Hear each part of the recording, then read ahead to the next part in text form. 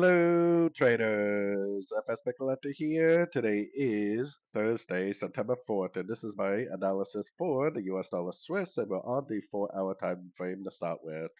So on the 4 hour time frame, overall, I am definitely still very bearish. I think that potentially it could go bullish a little bit today because tomorrow is non-farm payroll, and whatever happens over the next 24 hours, I think is very, very likely just a setup for tomorrow's news. So I'm kind of hoping that it makes like an A, the first push up is an A, and then it makes like a wave B, and then maybe makes a wave C, maybe goes back up to these highs, and then tomorrow's non-farm payroll will cause the end of a correction and hopefully another big wave to the downside based on the very high time frames. So going down to the 1 hour time frame, I got my Fibonacci retracement on this right here for now because to me it would make sense for us to be in a wave B right now, like a 335 pattern or something like that for the wave B, and then perhaps go up for a wave C.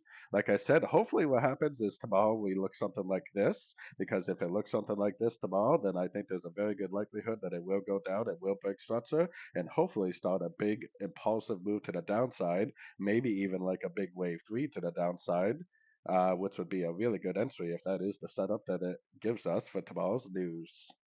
So, anyways, don't forget to check out my website linked over here in the corner. And as always, thank you for watching and happy trading.